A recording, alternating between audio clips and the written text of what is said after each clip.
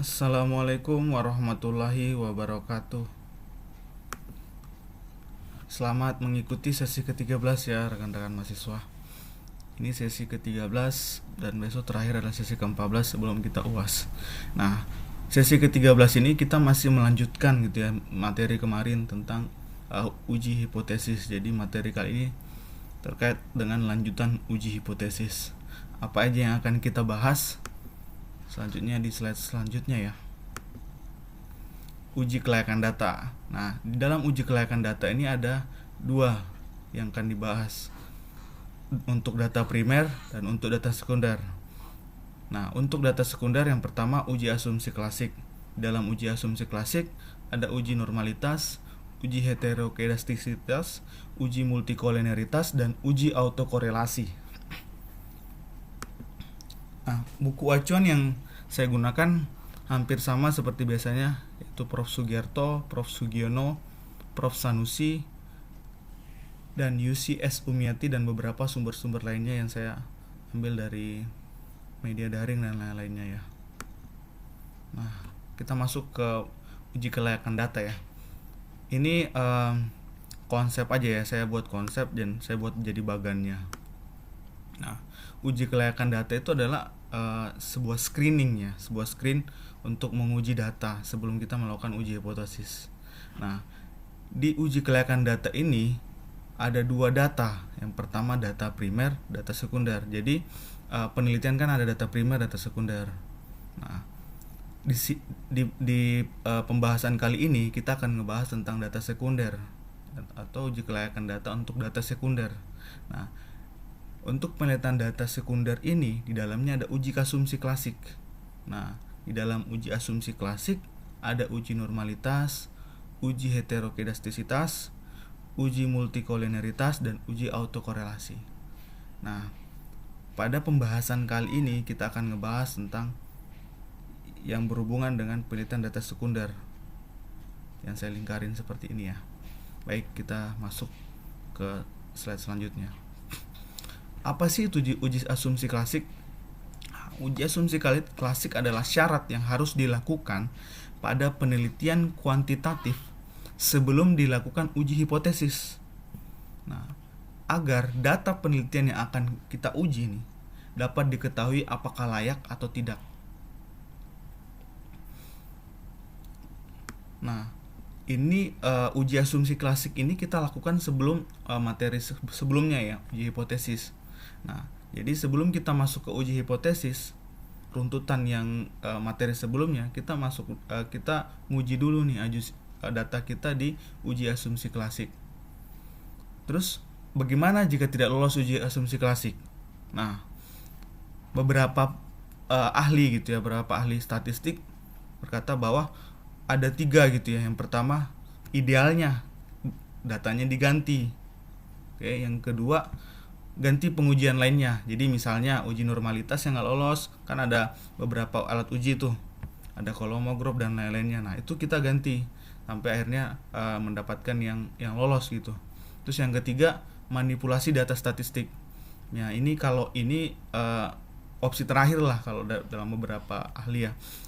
Ini ada berhubungan dengan data outlier gitu ya. Kita ngebuang beberapa data outlier. Nah, untuk detailnya terkait bagaimana jika tidak lolos uji asumsi klasik, saya rekomendasikan salah satu buku dari Imam Ghazali ya, tentang aplikasi analisis multivariat. Nah, buku ini menarik untuk rekan-rekan baca gitu ya saat nanti masuk ke materi metode penelitian, khususnya kalau mau ngambil penelitian kuantitatif ya. Ini dan pakai aplikasi software SPSS. Jadi ini layak untuk teman-teman miliki gitu ya, karena buat jaga-jaga, mitigasi aja ketika ada yang nggak lolos uji asumsi klasik, rekan-rekan mahasiswa juga nggak kelabakan ya, dan udah tahu gitu apa yang harus dilakukan dengan membaca buku ini. Nah, selengkapnya akan dibahas banget lebih dalam di mata kuliah Metopen. Oke, selanjutnya masuk ke bagian pertama dari uji asumsi klasik, yaitu uji normalitas. Apa sih uji normalitas itu?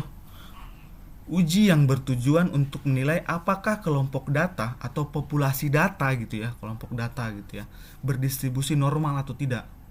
Nah, ini terkait terdistribusi normal untuk data-data yang kita akan uji. Nah, alat yang biasa digunakan yang tadi saya sempat mention ya, Kolmogorov Smirnov. Yang pertama, yang kedua chi-square, yang ketiga Shapiro-Wilk. Tapi umumnya peneliti-peneliti itu pada menggunakan Kolmogorov Smirnov.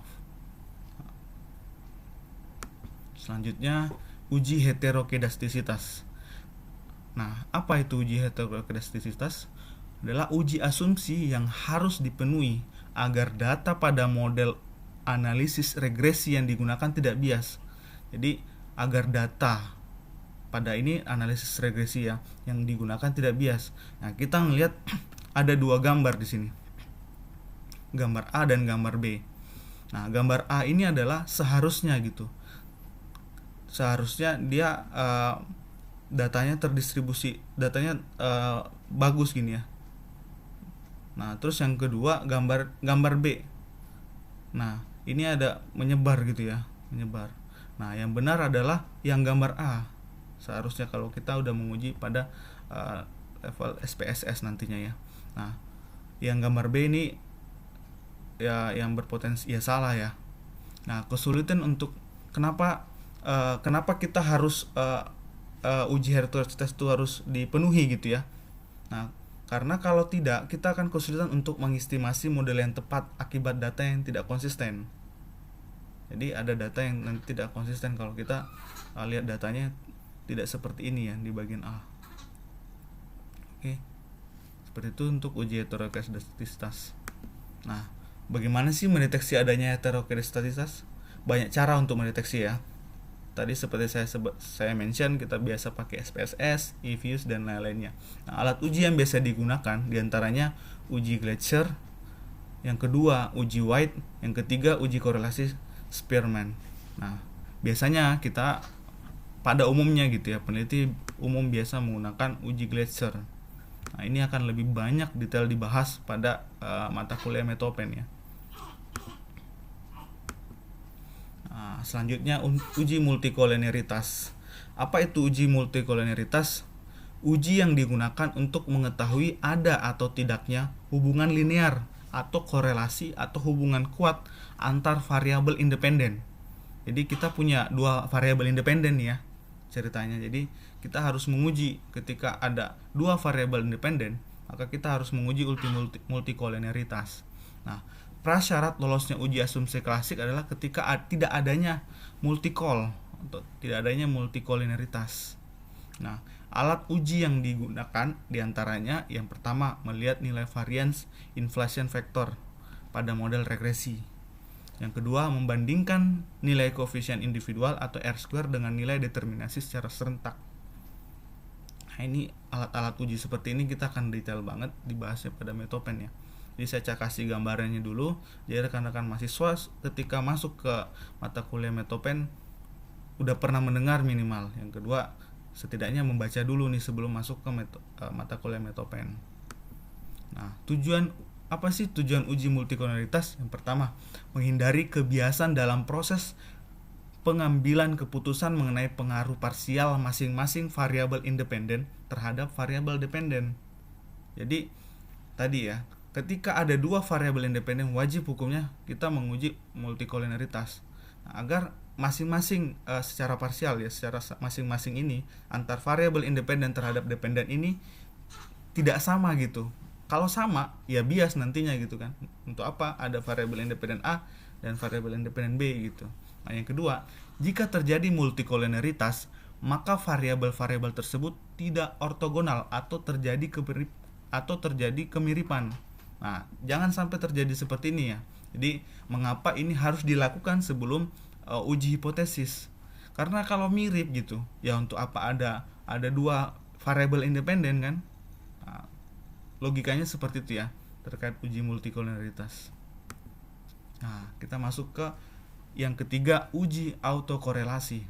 Yang terakhir ya, uji autokorelasi. Nah, uji autokorelasi ini adalah uji untuk melihat apakah terjadi korelasi antar waktu periode T tahun ini gini ya, dengan periode sebelumnya atau T-1. Nah, sederhananya tidak boleh ada korelasi antara observasi dengan data observasi sebelumnya. Jadi observasi saat ini dengan sebelumnya gitu ya. Nah, ini biasanya dilakukan untuk data time series atau runtut waktu ya. Jadi ada dua data kan. Rekan-rekan mahasiswa juga mungkin udah mulai paham. Ada time series, runtut waktu yang 5 tahun gitu kan, kita pengen uji, itu time series. Nah, cross section itu dalam waktu yang sama dengan beberapa elemen. Nah, alat uji yang biasa digunakan diantaranya yang pertama uji Darwin-Watson, itu biasa disebut mahasiswa sebut biasanya uji DW ya. Nah, yang kedua uji Rantes. Nah, biasa dilakukan, yang paling umum dilakukan oleh peneliti-peneliti khususnya pada mahasiswa ya, itu uji Darwin-Watson. Nah, apa sih dampak dari autokorelasi? Yang pertama, memberikan gambaran yang menyimpang dari nilai populasi sebenarnya. Yang kedua, autokorelasi yang kuat dapat menyebabkan dua variabel yang tidak berhubungan menjadi berhubungan. Terus yang ketiga, pengujian hipotesis atau variabel tidak lagi valid sehingga menghasilkan kesimpulan yang tidak valid. Nah, ini sangat penting Pak, diuji juga sebelum kita melakukan uji hipotesis. Nah, sekian materi yang saya sampaikan kali ini ya. Jadi ini uji asumsi klasik adalah uji asumsi yang kita untuk penelitian kuantitatif sebelum kita menguji hipotesis. Jadi rekan-rekan mahasiswa harus mempelajari juga lebih dalam terkait ini untuk mahasiswa yang akan mengambil penelitian kuantitatif ya. Nah, sekian dari saya. Semoga materi kali ini bermanfaat. Billahi fisabillah fastabil khairat. Assalamualaikum warahmatullahi wabarakatuh.